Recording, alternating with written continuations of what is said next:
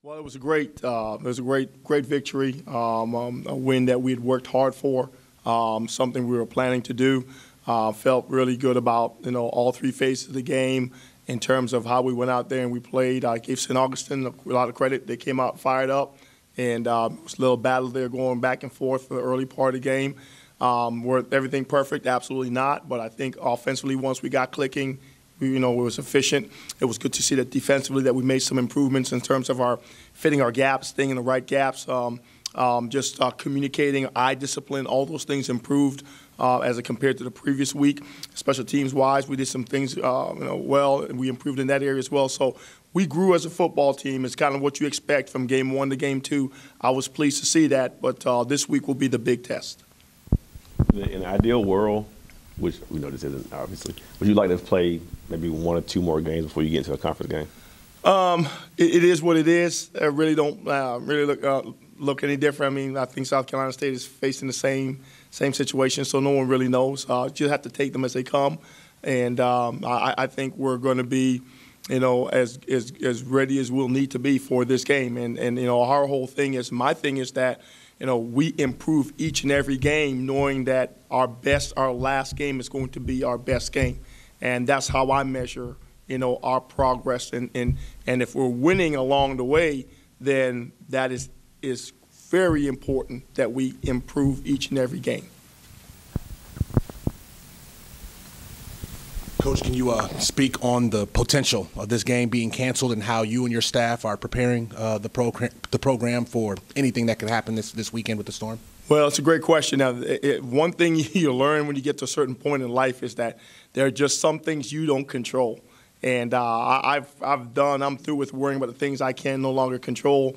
What I can control is our focus as best as possible, our preparation for this upcoming Saturday's game, and then we'll let the powers that be, if it's even the Almighty, make that decision on whether we're playing or not. But if there is a game, I want to be able to say, hey, we did everything we could, we're well prepared, and let's go. And that won't be an excuse as to why we won or lost the game. It's obviously the first time it's happened. Every September, it seems like it pops up. When you have guys who are from all over the country in the East Coast, who have families all over the country in the East Coast, you say the word focus. Is it kind of harder to kind of get them to kind of focus in when they have some other things they could be worrying about? It is. You got to remember, each and every one of those individuals are precious to somebody. And as a parent myself, I know where the concern and care comes from. And, you've got to understand that family members are calling, making sure that they're in a good place, and that they might be, heightening the anxiety more than what it may be. And you have to take all that into consideration. I have to reach out to the families and let them know that their pride and joy, their best and brightest of the future are in good hands.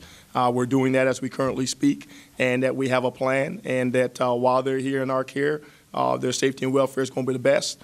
And then, we'll prepare to play, and then whatever decisions come along the way, we'll just adjust as that goes. But you can't rule that out. There's going to be some distraction in that area, absolutely. Have guys come to you already with some concerns, or they say talk to somebody back home and have some issues already? They have not voiced that, but when word of the weather might be, we're in an academic meeting the other day, and one of the safeties just said, hey, Coach, school is getting ready to make this announcement, and right there we just kind of said, well, we're here now, and we're preparing to play now, and we'll keep doing this until that's no longer a plan.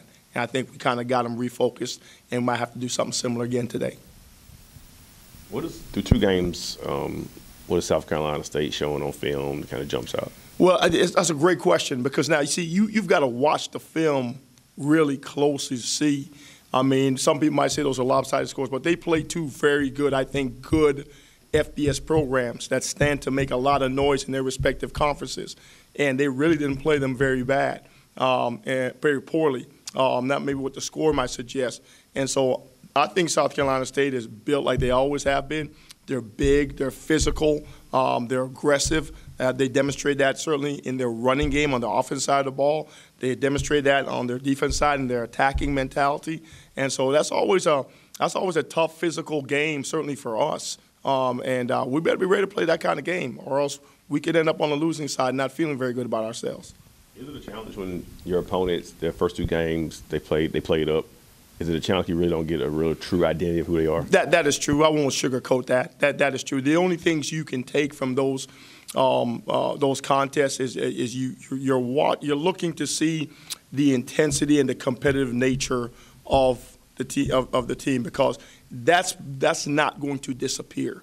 And so you're measuring that as best you can, and then you're looking at certain schemes and things and how they attack this, how they defend that. And so if you have any similarities within your offensive systems, defensive, special teams, you kind of know what their approach is going to be to that. Coach, was it somewhat of a surprise for Ramadan to come out there quarterback? What is your situation there at quarterback, and why the change, I guess? Well, the changes, as was stated publicly, was that Chauncey had violated team rules. And so we made that decision on the Friday. And I credit to Niall. He came out, like he's always done, when given an opportunity. He made the best of his opportunity. Once they got going, he was efficient in where he went with the ball and moved the team and got some scores. And credit to Chauncey. He didn't allow that to be a distraction. When he got his opportunities, he came in and he put the ball in the end zone and moved the team down the field with a different style of quarterback play. And we've always known that we have two gems. And, their situation has been ongoing, and they're evaluated every day. And they get a grade every day. And this week, today, will be no different. And so, if we're faced with a two-quarterback situation, Nick Saban will figure it out, and we can figure it out too. And many others have done it in the past with some success. So I look at it as a gift. I certainly, as the defensive coordinator, I don't want to sit there and prepare for Ramadan and Caldwell. And then you got to have two different systems. It's taken away from what you're trying to do. So if it makes us better, makes us competitive with a greater chance to win, we'll keep going down that road. Both of these guys came in and had success against South Carolina State last year to kind of help towards the win. I imagine that it does a lot for their comfort level and their confidence going into this game. I would think that's something. They're both really two confident young men. Niall is very poised in his own way. He doesn't get rattled by anything. If you didn't know much about him, you think he's a flake. He doesn't get rattled. Chauncey can get, as a younger player, student, he can get, hyped up and maybe get a little too charged. But that's also a positive to his game, because he's very aggressive in everything he does, running the football, throwing the football, has a great confidence in himself. And so they're just two different individuals that lead in different ways and play in different ways, but it's a benefit to us. South Carolina State is always known for having a great defense. Is that still the case this year, what you've seen through the first two games? I would think so. They had a cornerback, a seasoned guy, jumped a pick from Central Florida the other day. And, up front, they're still as big and bad as ever. And so, when you play with a Coach Buddy Pugh team, you're going to expect to blood your nose. And we won't back down from that. If we do that, it'll be a long day. We realize that's the challenge. You have to make it a physical game. We did that last year. We had to do it in 2014. This year we'll have to do it again, because that team, the way they're coached and they're built, you have to play them that way. There is no other way around it. It was just a long time coming. I'm glad I got it for my team. But as far as the play, like I iterated a time before, I felt like he tried to single up the receiver, and I kind of felt like he wanted to slam behind, so I decided to jump it, and good things happen, I guess, when you pay attention. So I'm grateful for that. Did you get the turnover belt? I did. How did it feel? Watch those guys get it for the first time all last year, and you'd be the first one to get it. Well, who get it Saturday for that pick six? Yeah, it felt good. Like I said, it was just a long time coming.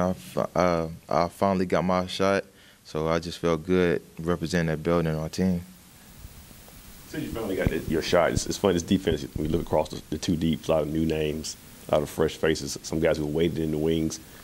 How anxious have you been to get into this position? And then what did you learn kind of watching from some other guys the previous 2 years? Yeah, I was very anxious. Like I said, I just been waiting my turn. And when you wait, I feel like good things come to you. But I learned a lot, especially from my junior safety last year, our strong safety, He taught me a lot. Me and him was real cool. So anything he would do on the field, we would come back and just go over and just learn stuff from there. Mm-hmm. There's some uncertainty now about the game this week. How do you approach your preparation leading up to the game, knowing that you might not play this week? Like Coach Eastman said, we're just trying to stay prepared. I want to play. Hopefully we get to play, but if we don't, that's unfortunate. But as far as us staying prepared, keep on watching film, keep on studying these guys, and hopefully we can get out there some way. Do you watch the weather and everything like that, and try and see what's happening down there, and predict what might happen with you guys, or you just whatever's going to happen? Yeah, I'm like whatever. I try to stay away from the news. I don't be knowing what they be talking about half the time. So I just try to stay away from the news. And like I said, hopefully we can play. I'm ready to play. Hopefully my guys ready to play. So hopefully we can find something out. What do you remember about that game 2 years ago against FAMU here in Hurricane Matthew? Yeah. How challenging was it? What stood out about that game? What stood out, we ain't had no fans. It was pouring down, raining. But it was just a challenge. Like, the game was slow, wet, draining. But we ended up pulling that win out. So it was an interesting game, to say the least. I feel like that's one of the games that I will remember. It's actually one of the first time I got down and got in the game a little bit. So I definitely remember that game. So it was kind of interesting. How challenging was it as a defensive back, a guy who plays in space and needs to stay on your feet, to get your footing in conditions like that 2 years ago when you guys played?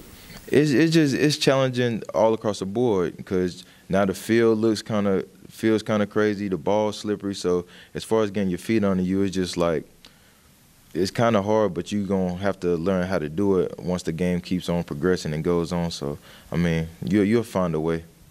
Would you say it was fun playing that kind of weather? Yeah, it was to me. Like I said, it was one of the first times I got to actually get out there. So I was just excited off of that. I didn't care if it was snowing outside.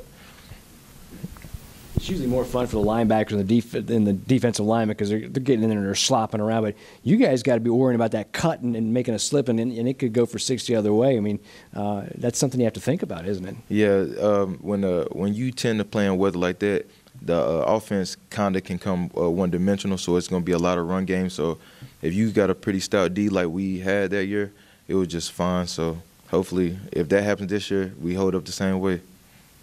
South Carolina State, what's their offensive identity? What have you seen from them watching film through 2 games? I really haven't dissected their film yet. I usually get on Tuesdays and look at the other opponent going into Saturday, so I haven't got the chance to really dissect them yet. But I hear that they kind of got the same ability as they did last year, do a lot of two-back things, so I'm looking forward to watch them and get into the game plan today.